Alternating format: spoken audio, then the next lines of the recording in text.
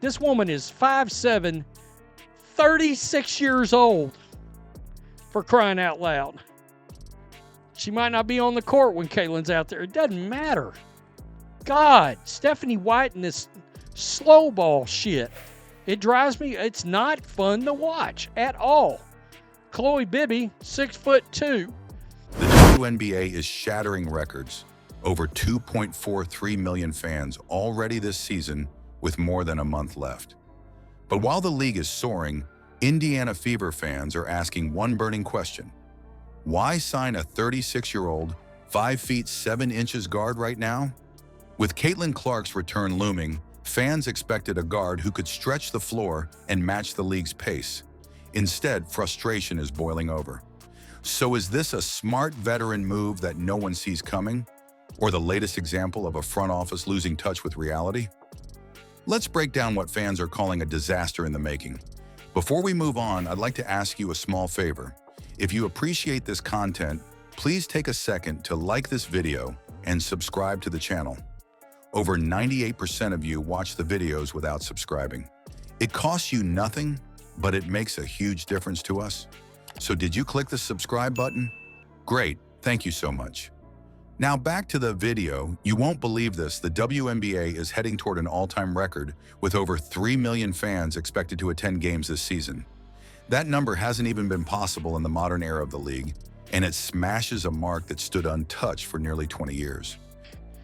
I don't understand why we're signing somebody, not to bring up the age thing, but if Caitlin does come back, you're going to want to run up and down the court. Can she even keep up? And the Fever. I ain't going to lie to you folks. There's some folks pissed off at the Indiana Fever. All right, so, at least there's only an inch difference between her and Sophie. Who's running the asylum? People aren't real happy. And look, this is not a personal issue. The fandom is the fandom's getting fed up with the league. You've got new franchises coming in, like the Golden State Valkyries, selling out huge arenas before they even play a single game at home. The excitement is real. People are buying tickets months in advance. Gear shops can't keep up with demand. And highlight clips are all over social media every single night. The league is moving into a new chapter, one that feels bigger and brighter than any point since its creation. But right in the middle of this wave of triumph, the Indiana Fever just made a decision that's got everyone scratching their heads. Think about it. Indiana is at the center of this surge. Caitlin Clark has turned every home game into an event. Fans are lining up in jerseys, entire families driving in from out of state just to be in the building. Over 300,000 people have already filled the stands in Indiana this season, and we're not even at the finish line. That's insane for a team that not long ago couldn't convince people to buy tickets at a discount. The Fever are literally one of the main engines driving this momentum for the league. Yet when the pressure's on to strengthen their roster and invest in the future, the front office goes in a completely different direction. We're talking about signing a 36-year-old 5'7" guard. At the exact moment fans thought the team would grab someone capable of balancing Clark's floor vision with length, speed, and defense, management brings in a veteran who's undersized and whose prime is clearly in the rearview mirror. No disrespect to experience. Veterans can bring leadership, locker room presence, all of that. But when you're building around the most hyped rookie in league history, expectations change. Fans want to see a lineup that can sprint the floor. And it goes on to talk about the Mystics hosting the Fever September 7th.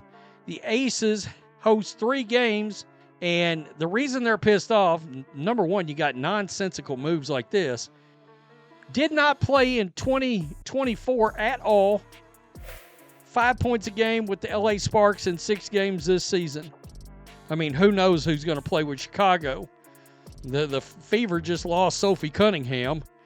And hit shots when Clark dishes it out and defend the oversized guards and forwards every other playoff team has. And it's not just quiet frustration. The reaction online, brutal.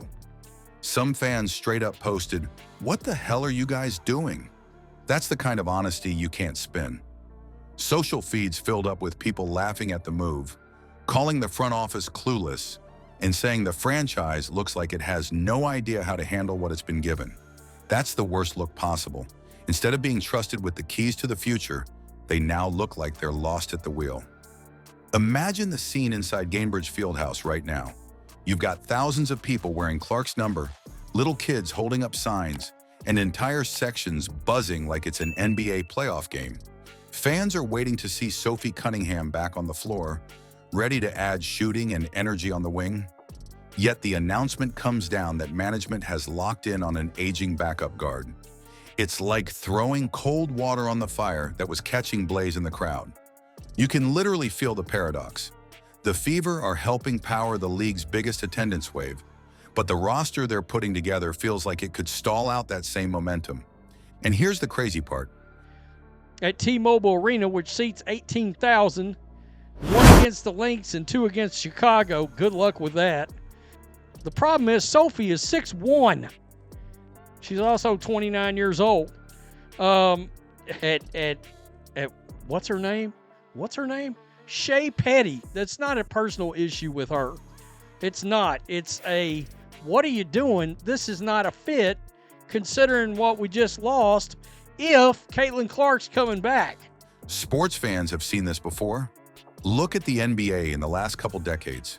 You had teams like Minnesota with Kevin Garnett, or early Cleveland with LeBron James, wasting seasons where a superstar was shining because their supporting cast just wasn't there. It wasn't about the star, it was about management not surrounding them with what they needed to win. That's the same energy creeping into Indiana right now. If Clark's brilliance isn't backed up with smart roster construction, all this fan energy risks peaking before it delivers anything lasting. So where does that leave us?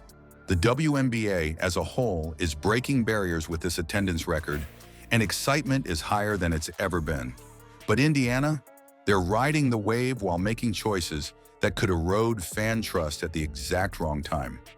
The crowd is showing up, the money is being spent, but the patience of fans lasts only as long as the belief that their team is serious about winning. That's the real danger here. What some fans are already calling a joke front office might not just be a punchline, it could actually be the biggest obstacle between the Indiana Fever and a true breakthrough. The WNBA has never looked stronger, packed arenas, record numbers, and new franchises pulling national attention. But then there's Indiana. The Fever are bringing in massive crowds, yet their roster choices could trip over the same momentum they helped create. So what does this really mean? Is this just another wasted chance to build something lasting? Or do the Fever actually see a bigger plan that everyone else is missing? Drop your take in the comments because I want to hear it. And if you're following every twist of this story, hit subscribe. One team's moves could shake the entire league.